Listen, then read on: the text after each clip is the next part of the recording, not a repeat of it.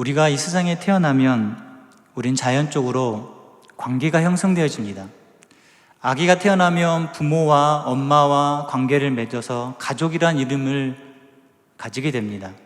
그리고 그 아이가 자라서 유치원을 가든 초등학교를 가든 어느 공동체에 가든 그렇게 되면 그 관계가 맺어지고 서로의 또래가 만들어지고 서로 하나가 되는 것입니다. 우리도 다른 사회, 다른 공동체, 직장이라는 학교라는 그 공동체에 가면 그들과 관계를 맺고 그 관계 가운데 함께 어울려져 사는 것입니다. 인생을 행복하게 사는 사람들 대부분은 그 관계가 원활하고 그 관계가 좋고 그 관계가 편한 경우를 볼 수가 있습니다. 그렇지만 반대로 그 관계가 어그러지고 그 관계가 쉽지 않으면 인생이 힘들고 어렵다는 것을 느끼게 됩니다. 특히 우리는 가까운 사람일수록 더 좋은 관계를 맺어야 되고 더 친밀함에도 불구하고 가까운 사람일수록 쉽게 말하고 쉽게 다투고 쉽게 손가락질하고 그런 모습을 가지고 상처를 주거나 갈등을 겪기도 합니다. 사람이 받는 스트레스의 80%가 바로 관계에서 온다는 말이 있습니다. 그만큼 관계를 형성하고 관계를 풀어가고 그 관계를 유지하는 것이 쉽지가 않고 어렵습니다. 근데 그 관계에 중요한 것은 바로 자기 중심이 아니라 바로 상대편과 함께하는 것입니다. 내 중심으로, 내 생각으로, 내가 원하는 대로 하면 그 관계는 어그러지기 쉽고 또한 무너지기 쉽습니다. 그러나 그 사람을 나의 중심적이 아닌 그 사람 중심적으로 그 사람이 원하는 것들을 생각하며 나아갈 때 우리는 그 관계가 좋은 관계를 유지할 수 있을 것입니다. 관계의 중요한 것은 자기 중심이 아니라 상대편과 함께하는 것. 그런데 보통 사람들은 자기 중심적이고 이중적입니다. 누구에게인가 존중받고 싶으면서 그러나 상대방은 무시합니다. 칭찬받으면 기분이 좋습니다. 계속 칭찬받고 싶어 합니다. 그런데 우리는 칭찬에 인색할 때가 많이 있습니다. 삶의 초점이 항상 나의 중심, 나 중심으로 있기 때문에 우리는 그 관계가 흐트러질 때가 많이 있습니다. 근데 이 관계가 사람 관계뿐만 아니라 하나님의 관계에서도 많이 드러납니다. 내가 원하는, 내가 바라는. 예수님께서는 오늘 7장 1절에서 12절 말씀 가운데 특별히 12절 말씀에 보면 우리의 초점을 우리가 바라볼 것을 우리가 어떠한 초점을 가지고 살기를 원하느냐, 자기 자신에게 있는 게 아니라 타인에게 좀 맞춰봐라. 12절에 보면 남에게 대접받고자 하는 대로 너희도 남을 대접하라 라고 말씀하고 있습니다.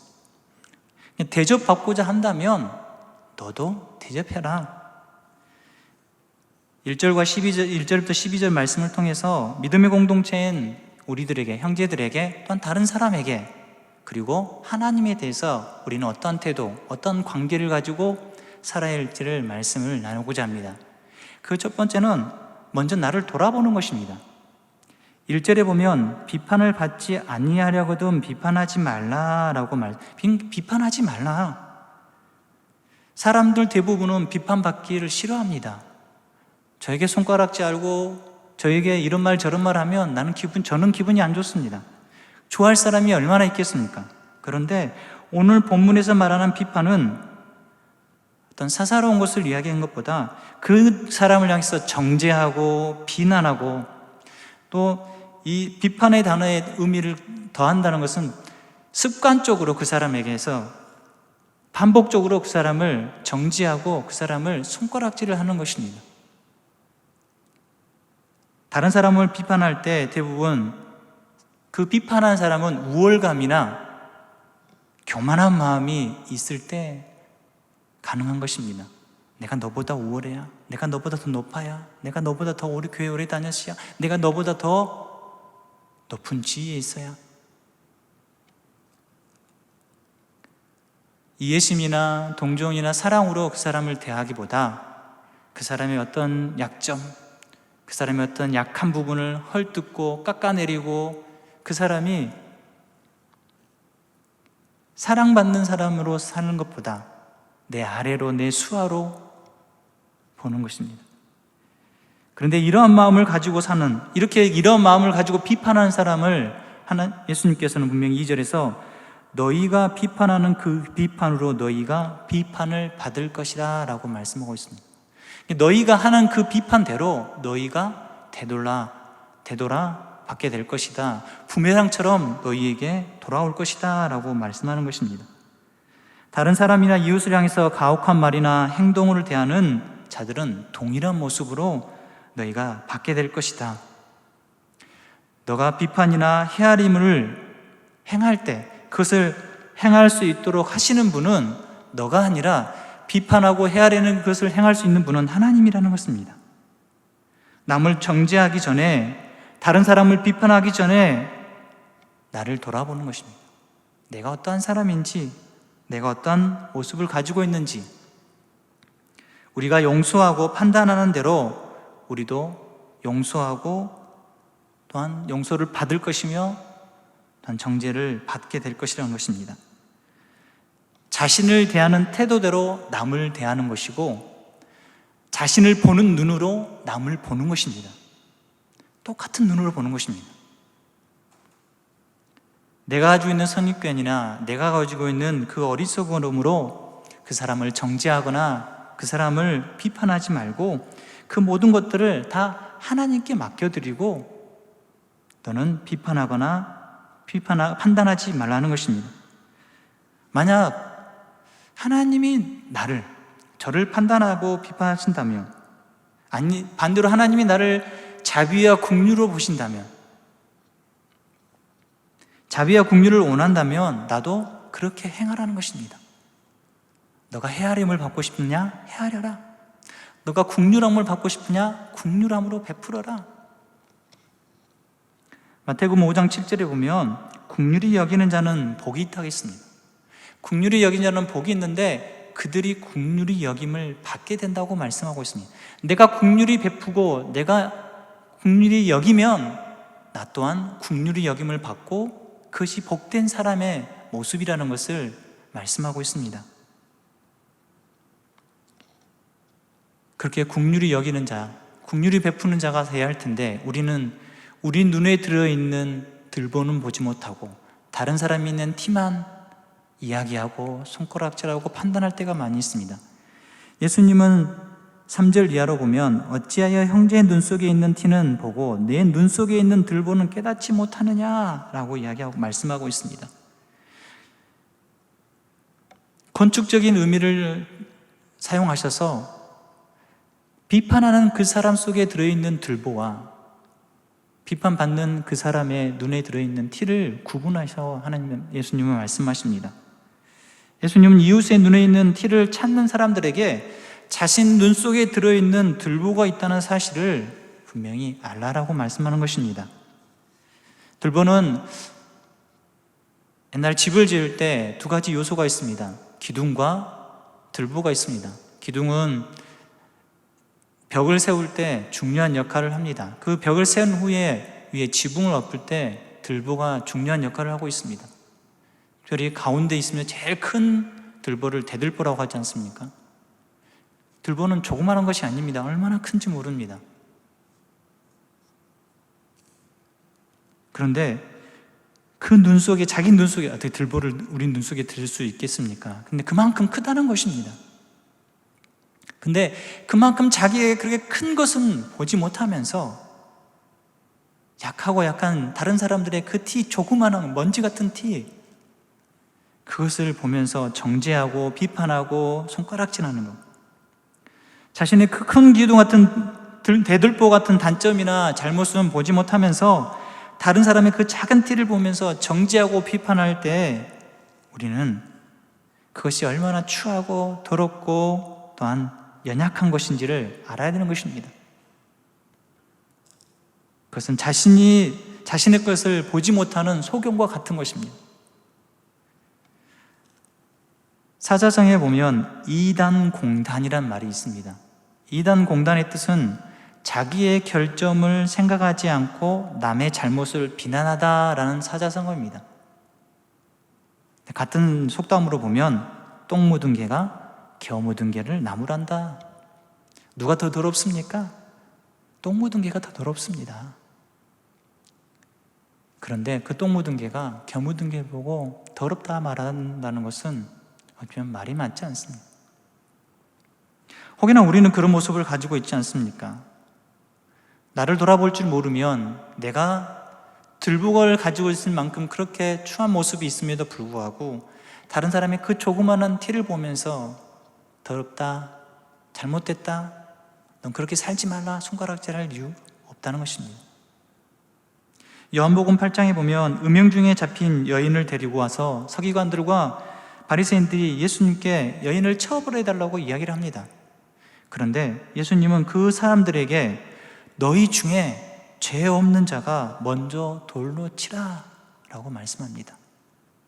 너희 중에 죄가 하나도 없는 자가 그 저 여인에게 돌로 들어서 치라, 율법대로 쳐 죽여라.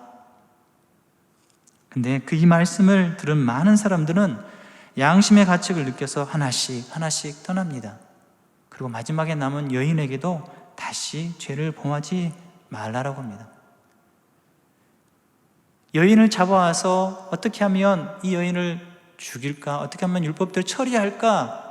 그렇게 고민했던 자들이 죄 없는 자, 자신을 돌아볼 때 자기가 죄인이라는 것을 아는 것입니다. 자신을 볼 줄 알아야지, 자신을 돌아볼 줄 알아야지 우리가 어떠한 상태이고 어떤 모습을 가지고 있고 내 눈에 들어있는 들보가 얼마나 크고 큰지를 알게 될 것입니다. 그래서 내 자신을 돌아보면 그 약한 형제와 자매, 우리 이웃들, 그리고 나와 함께하는 공동체 가운데 있는 우리 가족들, 그들을 향해서 기도해주고 사랑해주고 안아주고, 그게 바로 긍휼히 여기는 마음입니다. 그렇게 행할 때 나도 긍휼히 여김을 받을 수 있다는 것입니다.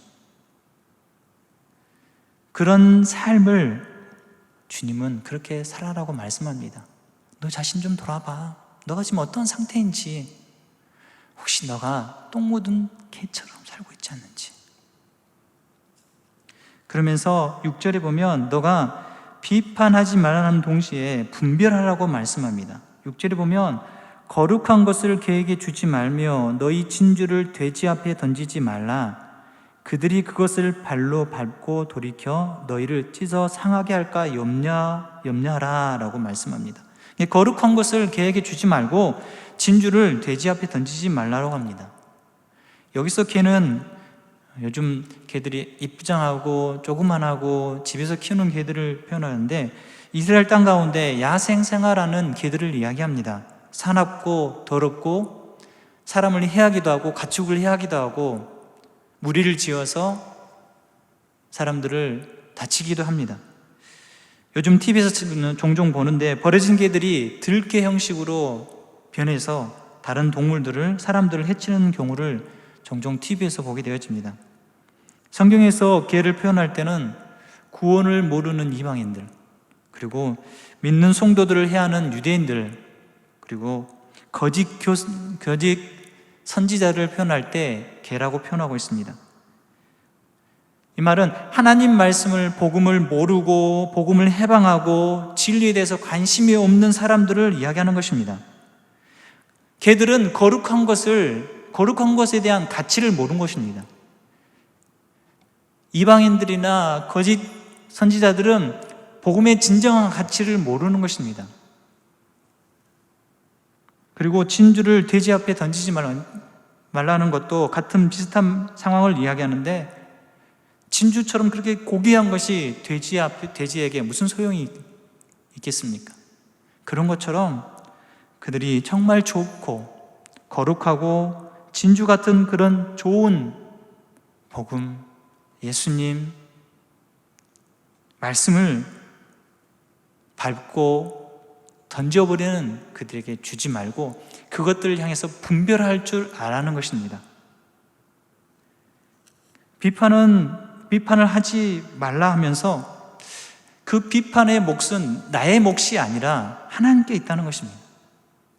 내가 그것을 비판하고 판단하고 결정하는 것이 아니라 나는 잘 분별하는 것, 나의 몫은 그것을 잘 분별해서 저 사람에게, 이웃에게 내가 전해야 할 복음을 잘 전하는 것이 나의 몫이지, 그거 가지고 판단하고 결정할 문제가, 구원의 문제에 대해서 내가 저 사람 구원받고 저 사람 구원받지 못하고 내가 결정할 수 없는 것처럼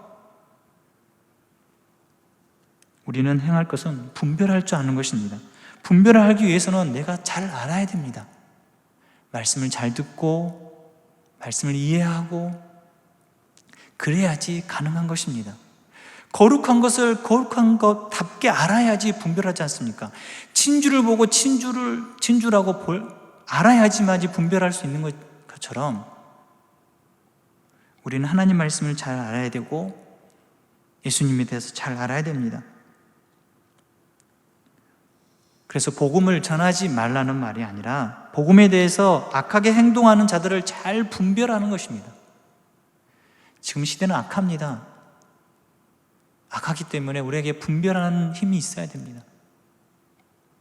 구별되어 사는 것, 우리 기독교인으로서 예수님을 믿는 백성으로서 사는데 사람들은 융통성이 없다, 어리석다, 꼭 그렇게 살아야 되느냐, 좀 편하게 살면 안 되냐, 좀 다른 사람처럼, 다른 종교처럼 그렇게 쉽게 좀 살면 안 되냐라고 말하는 시대입니다. 심지어 또 그렇게 안 살면 아닌가 하는 생각도 들게 하는 것이 바로 이 시대입니다. 착하게 살면 바보 같다고 이야기합니다. 옳고 그름에 대한 문제가 점점 이제는 무너져 버렸습니다. 그리고 개인주의, 자기 자신만 나만 아니면 되고,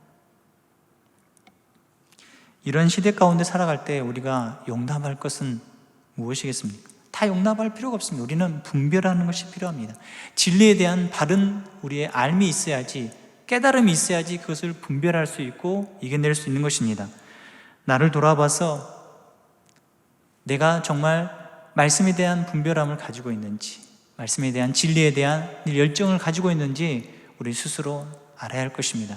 그럴 때 거룩한 것과 진주를 알고 그것을 그들에게 분별할 줄 알고 나아갈 수 있는 것입니다. 형제들에게 이렇게 말했다면 7절 이하로 보면 약간 생소하지만 하나님에 대한 태도를 보여주고 있습니다.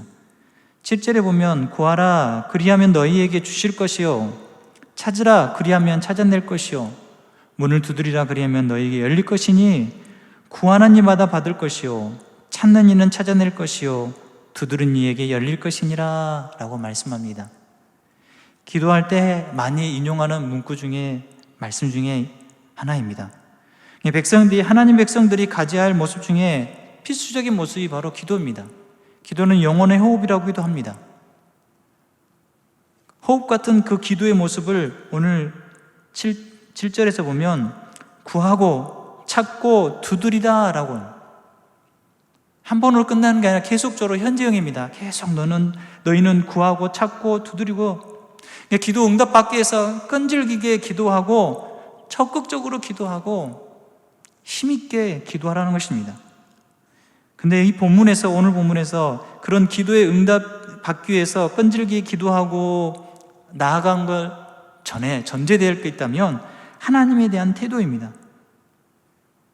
세 가지를 말씀드리면, 첫 번째는 하나님의 선하심과 그 풍성히 주시는 하나님을 믿어야 하는 것입니다. 그 하나님이 풍성하시고, 두 번째는 그 하나님이 우리를 너무 잘하신다는 겁니다. 잘하시기도 지혜로우신 그 하나님에 대한 신뢰가 우리 가운데 있어야 되는 겁니다. 세 번째는 그 하나님은 우리에게 좋은 것을 주신다는 것입니다.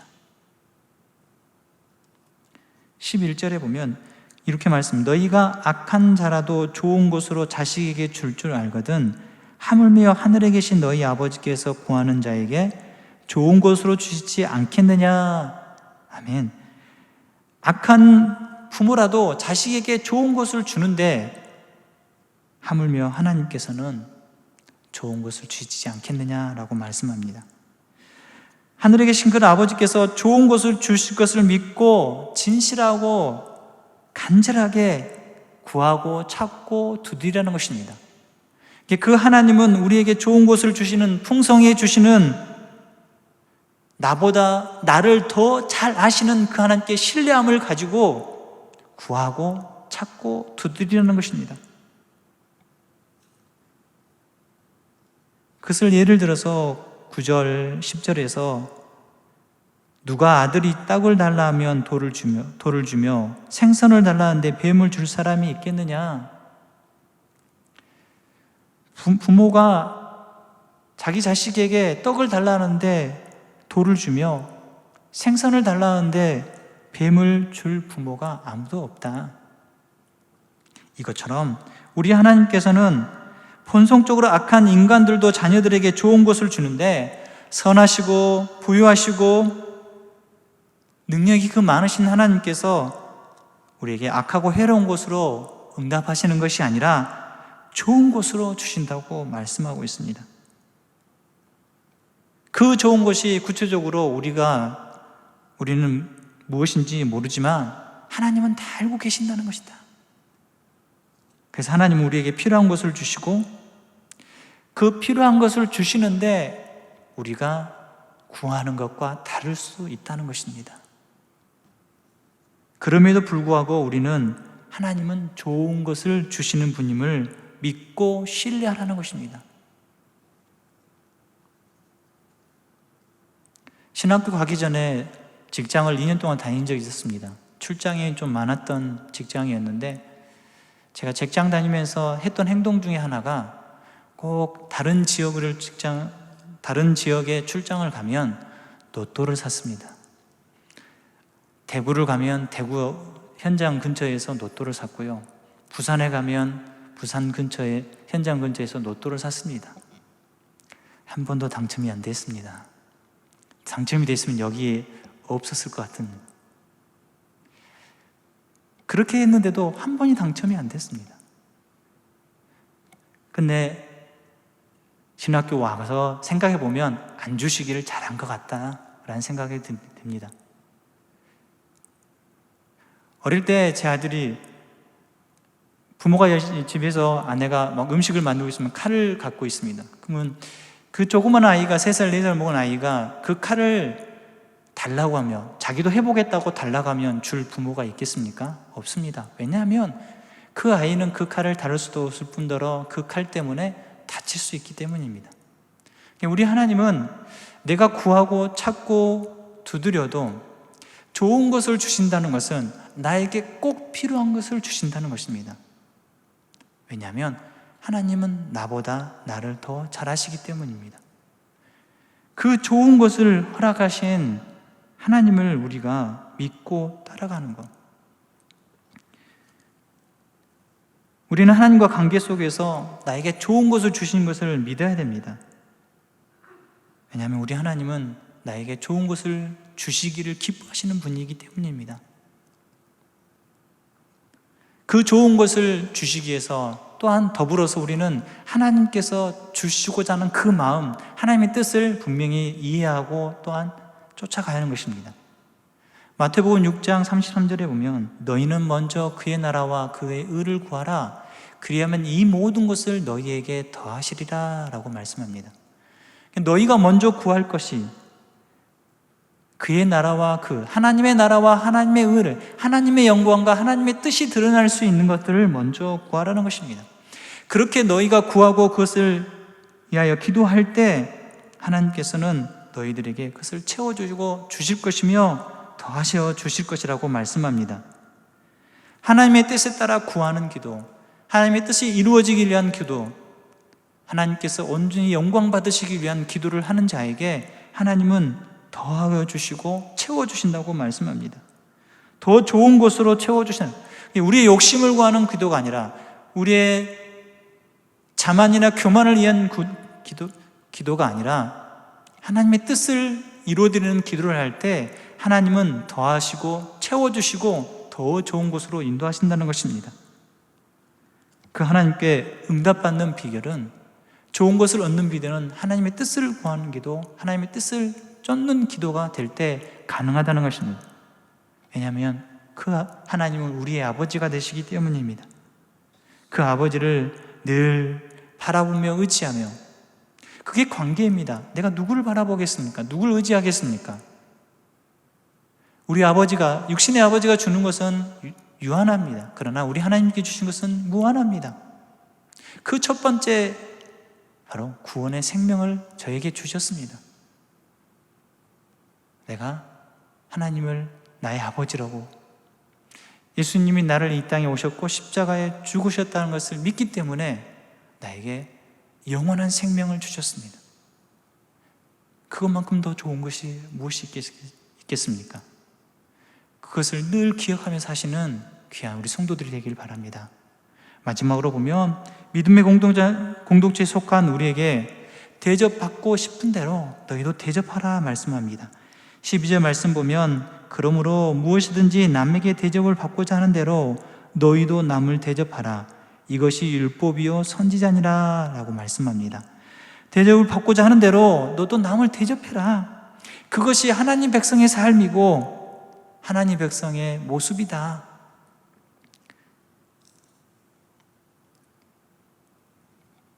남과 이웃과 어떤 벽을 세웠다면 그것을 허물고 너와 내가 하나님, 왜냐하면 하나님께서 우리를 위하여 그 아들 예수를 내어주신 그 사랑 때문에 우리는 한 가족이 되었고 한 공동체가 되었기 때문에 남을 위해서, 다른 사람을 위해서 더 베풀고 나눌 줄 알며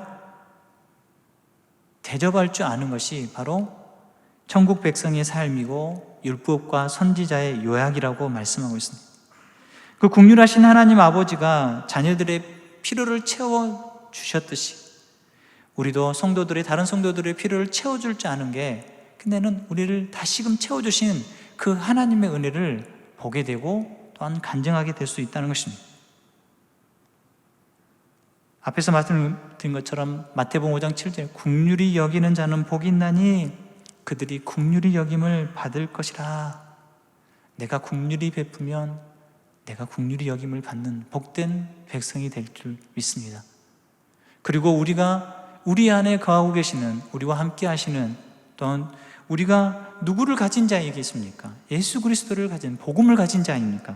고린도후서 6장 10절에 오면 근심하는 자 같으나 항상 기뻐하고 가난한 자 같으나 많은 사람을 부유하게 하고 아무것도 없는 자 같으나 모든 것을 가진 자로다.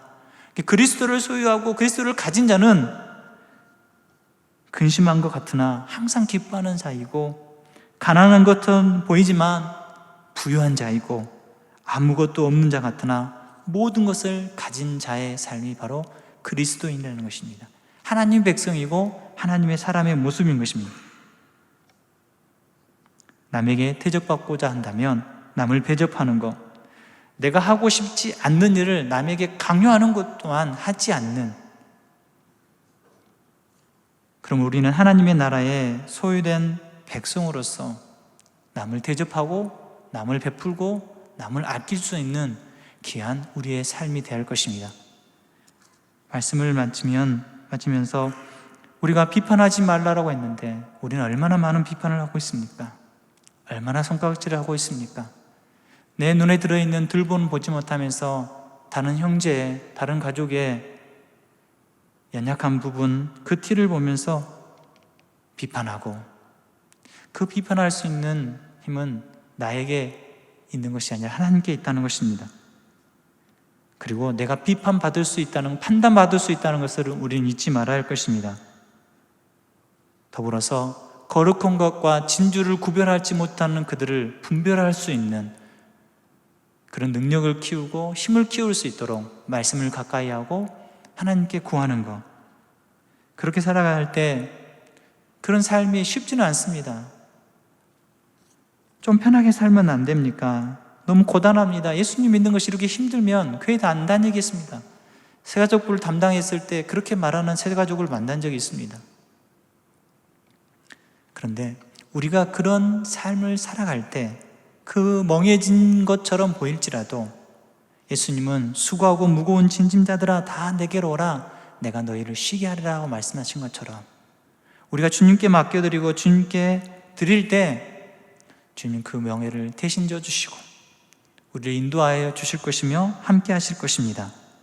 그러한 삶을 사는 자에게 하나님께서는 구하는 것마다, 찾는 것마다, 두드리는 것마다 응답하여 주시고 좋은 것으로 주실 것입니다. 그 좋은 것을 주시는 하나님 앞에 우리는 담대함으로 나아가시고 또한 거룩한 모습으로 나아가시고 또한 그것을 채워주시는 하나님을 만나고 경험하시는 귀한 하나님의 사람 되시길 축원합니다.